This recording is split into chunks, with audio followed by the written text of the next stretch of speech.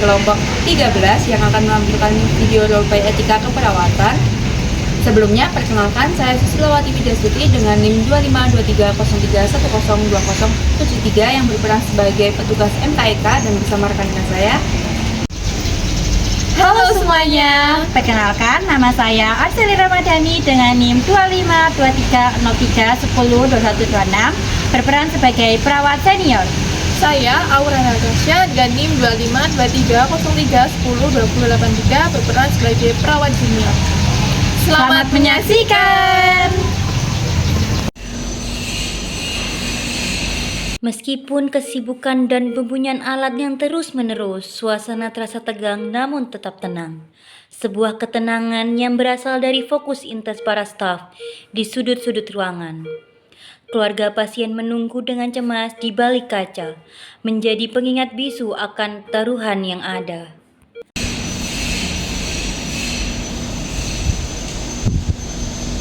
Kak Michelle, sebentar.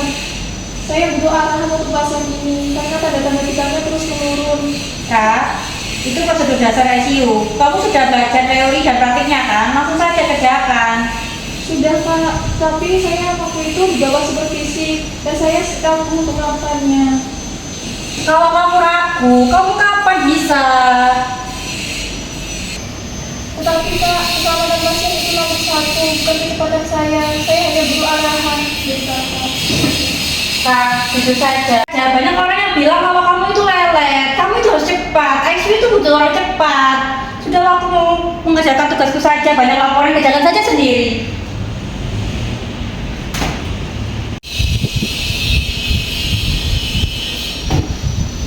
Saya tidak bisa begini terus. Saya bisa rugi, pasien juga bisa rugi. Tapi kalau Kak Asya tidak mau membantu saya, aku akan membawa ini ke pihak yang lain. Saya akan membawa ini ke pihak MKEK. Selamat siang Mbak Aura, Mbak Ansel. Hari ini kita akan melakukan mediasi etik atas laporan supervisi di ICU. Tujuan kita di sini bukan untuk mencari siapa yang salah, tapi untuk mencari jalan keluar secara profesional dengan standar kode etik keperawatan. Sebelumnya, Mbak Aura bisa menceritakan kendala yang Mbak Aura hadapi.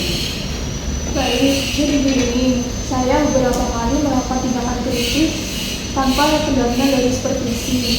Jujur saja, saya masih membutuhkan pendampingan dari supervisi.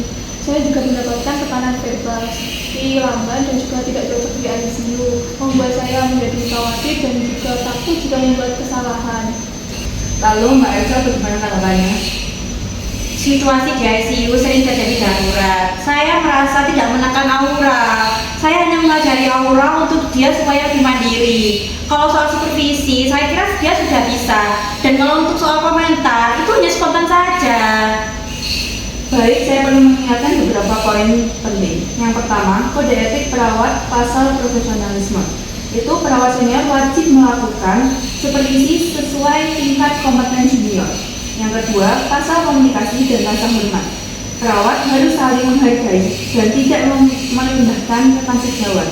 Dan yang ketiga, prinsip patient safety, yaitu tindakan kritis tanpa pengawasan dapat mengancam keselamatan pasien. Itu bukan sekedar beban pribadi, itu pelanggaran. Selain itu, komentar yang membuat junior merasakan rendah diri itu termasuk dalam kategori unprofesional behavior. Saya dengar kejadian ini juga terus diulang-ulang.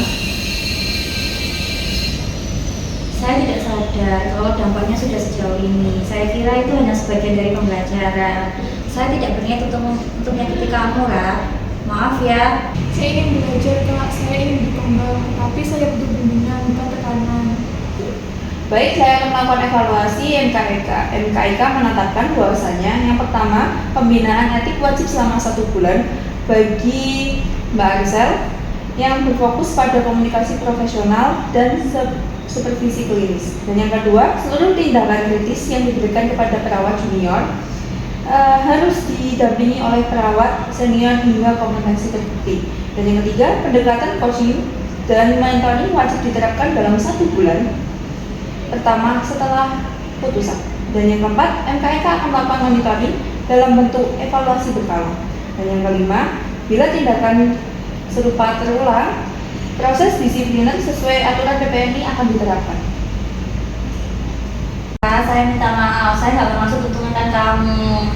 Saya seharusnya membimbing kamu, bukan menekan kamu. Terima kasih Kak, saya ingin bekerja di lingkungan yang aman. Saya lebih siap belajar jika mendapatkan bimbingan. Bagus juga begitu. Saya ingin suasana itu sehat, aman, dan profesional. Saya harap dari kejadian ini ruang ICU lebih suportif lagi. Lain kali kalau kamu menangani pasien, nanti kamu bisa panggil aku ya. Nanti kita belajar bareng. Terima kasih Kak, saya akan berusaha lebih percaya diri. Oke. Melalui proses etik, masalah supervisi ICU dapat diselesaikan secara profesional. Etika bukan hanya aturan, tetapi perlindungan bagi pasien dan setiap perawat.